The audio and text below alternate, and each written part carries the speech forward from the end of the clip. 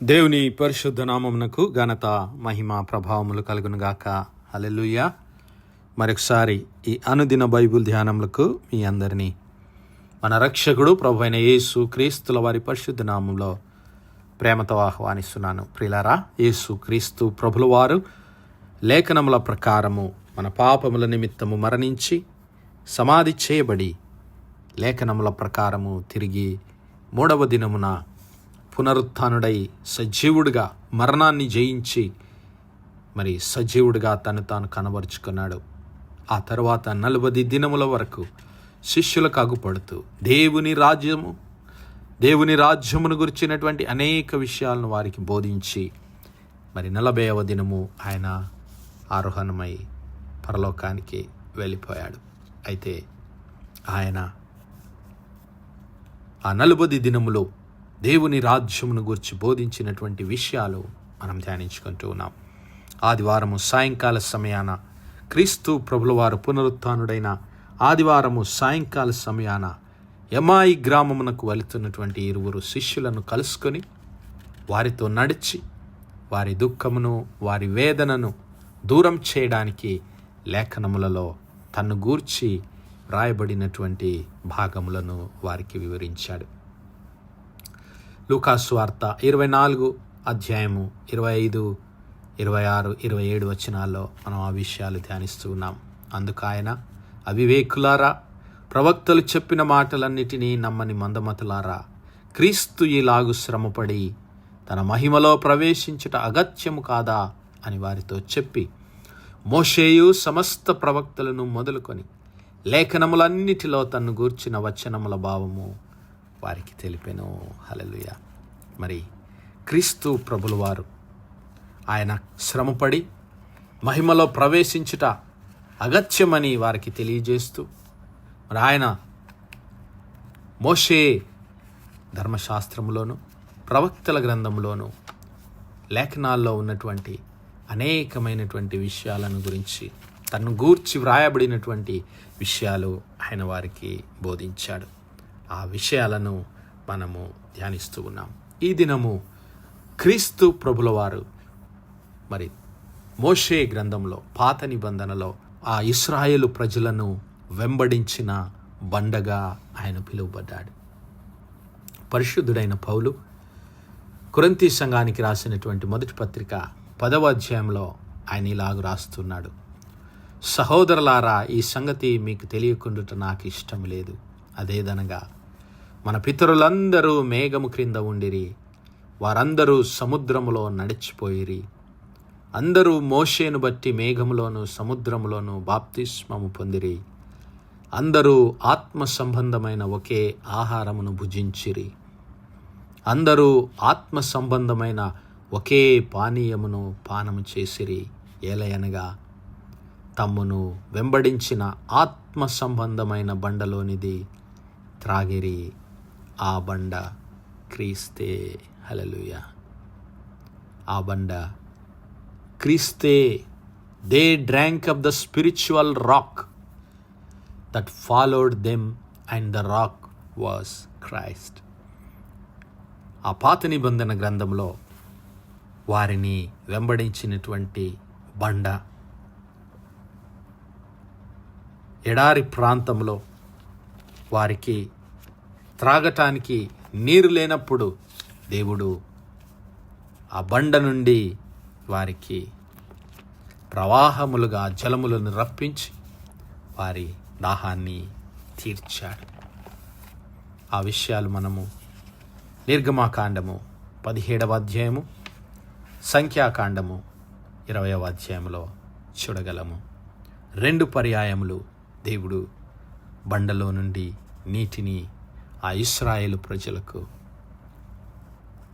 అనుగ్రహించాడు. నిర్గమాకాండము 17వ అధ్యాయాన్ని మనం ఒకసారి గమనిస్తే, తరువాత ఇశ్రాయేలీయుల సర్వ సమాజము యెహోవా మాట చొప్పున తమ ప్రయాణములో సీను అరణ్యము నుండి ప్రయాణమై పోయి రెఫీదీములో దిగిరి. ప్రజలు తమకు త్రాగ నీళ్లు లేనందున మోషేతో వాదించుచు త్రాగుటకు మాకు నీళ్ళిమ్మని అడుగగా మోషే, మీరు నాతో వాదింపనేలా యెహోవాను శోధింపనేలా అని వారితో చెప్పెను. అక్కడ ప్రజలు నీళ్లు లేక దప్పికొని మోషే మీద సనుగుచు, ఇదెందుకు? మమ్మును మా పిల్లలను మా పశువులను దప్పిచేత చంపుటకు ఐగుప్తులో నుండి ఇక్కడికి తీసుకొని వచ్చితిరనిరి. అప్పుడు మోషే యెహోవాకు మొరపెట్టుచు, ఈ ప్రజలను నేనేమి చేయుదును? కొంతసేపటికి నన్ను రాళ్లతో కొట్టి చంపుదురనెను. అందుకు యెహోవా, నీవు ఇశ్రాయేలీయుల పెద్దలలో కొందరిని తీసుకొని ప్రజలకు ముందుగా పొమ్ము. నీవు నదిని కొట్టిన నీ కర్రను చేతపట్టుకొని పొమ్ము. ఇదిగో అక్కడ హోరేబులోని బండ మీద నేను నీకు ఎదురుగా నిలిచెదను. నీవు ఆ బండను కొట్టగా ప్రజలు త్రాగుటకు దానిలో నుండి నీళ్లు బయలుదేరునని మోషేతో సెలవీయగా, మోషే ఇశ్రాయేలు పెద్దల కన్నుల ఎదుట అట్లు చేసెను. హల్లెలూయా. దేవుని నామానికి మహిమ కలుగును గాక. ప్రియులారా, ఇశ్రాయేలు ప్రజలు సీను అరణ్యం నుండి ప్రయాణమైపోతూ రెఫీదీములోనికి వారు వచ్చినప్పుడు మరి అక్కడ వారికి త్రాగటానికి నీళ్లు దొరకలేదు. ఎడారి ప్రాంతం, మరి అక్కడ నీరు లేక వారు దాహముగొని, అయ్యో నీళ్లు లేక మా పిల్లలు మా పశువులు చనిపోవడానికి సిద్ధపడుతూ ఉన్నారు. ఇదిగో ఎందుకోసమేనా మమ్మల్ని మీరు ఐగుప్తులో నుంచి విడిపించిందని మోషే మీద సనుగుకున్నప్పుడు మోషే దేవునితో మొరపెట్టాడు. అయ్యా, ఈ ప్రజలు మరి నన్ను రాళ్లతో కొట్టి చంపేటట్లున్నారు అన్నప్పుడు దేవుడు మోషేతో మాట్లాడాడు.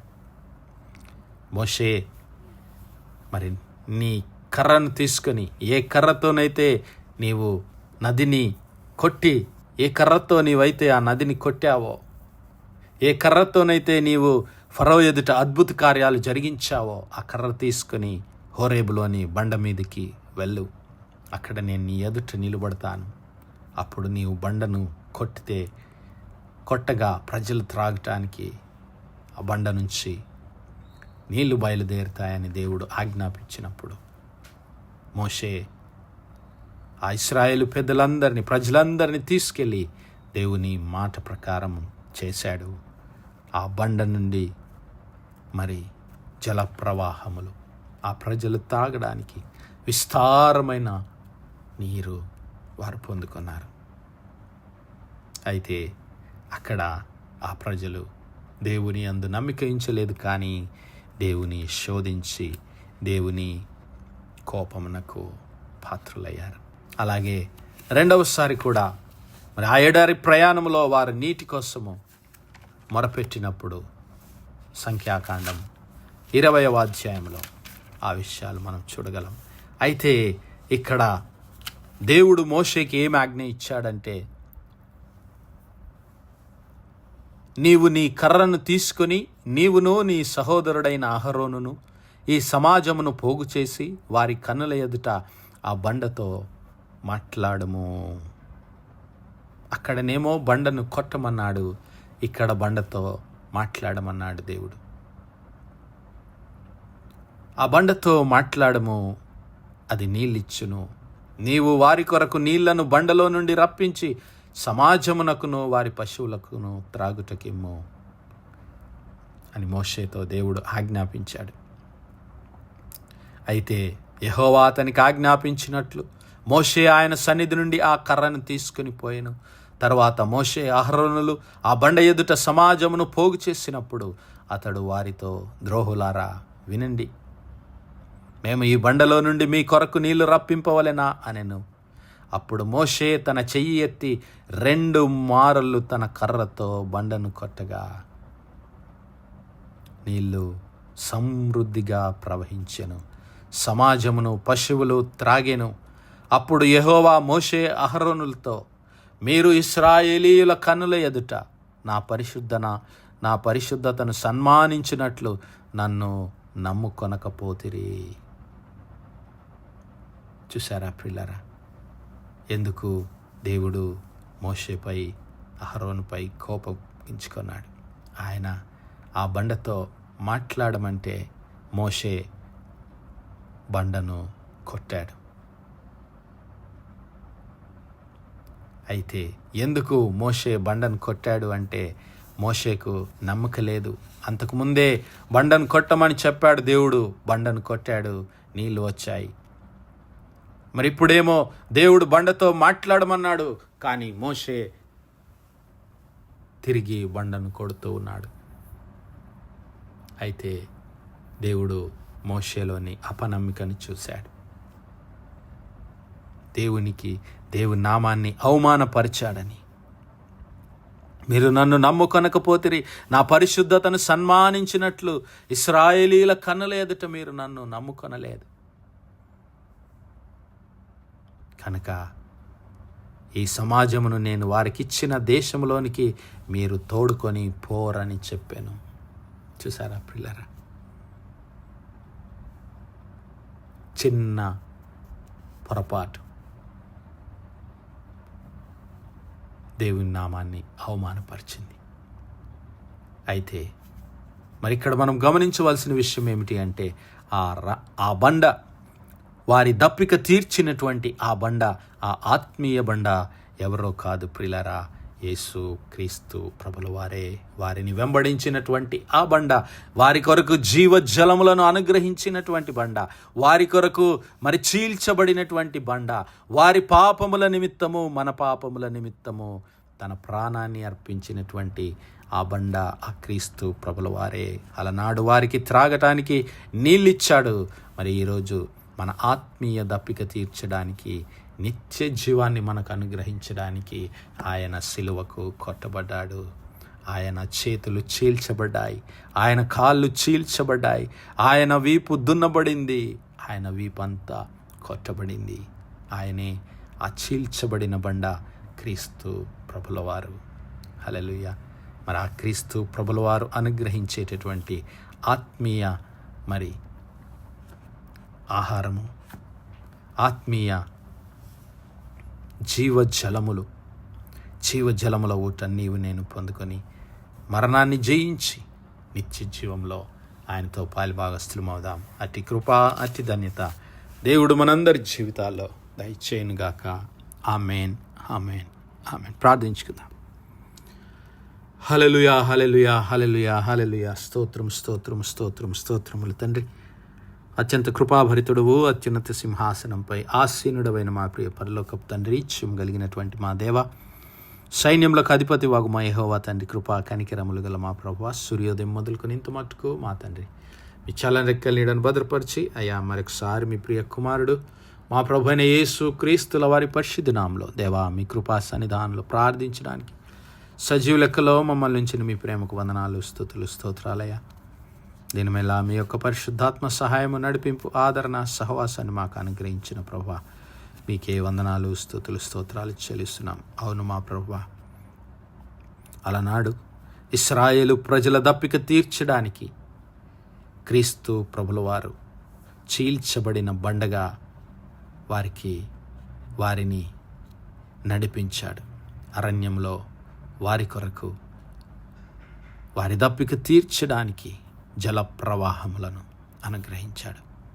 మరి మా కొరకు మా ఆత్మీయ జీవితములను, మా ఆత్మీయ దప్పికను తీర్చడానికి, జీవజలముల ఊటగా మమ్మల్ని నిత్య జీవంలోనికి నడిపించడానికి మా పాపముల నిమిత్తము కలువరి సిలువకు కొట్టబడి ఆయన చేతులు కాళ్ళు చీల్చబడి ఆయన దేహమంతా గాయపరచబడి మా కొరకు తన పరిశుద్ధ రక్తాన్ని చిందించి కలువరి సిలువలో మా కొరకు తన పరిశుద్ధ రక్తాన్ని ప్రవహింపజేసి మమ్మల్ని శుద్ధీకరించి మా ఆత్మీయ దప్పిక తీర్చి మమ్మల్ని పరిశుద్ధులుగా చేసి నిత్య జీవమునకు వారసులుగా చేసిన మీ ప్రియ కుమారుడైన యేసు క్రీస్తు ప్రభుల వారి ప్రేమను బట్టి మరొకసారి మీకు వందనాలు, స్తుతులు, స్తోత్రాలు చెల్లిస్తున్నాం దేవా.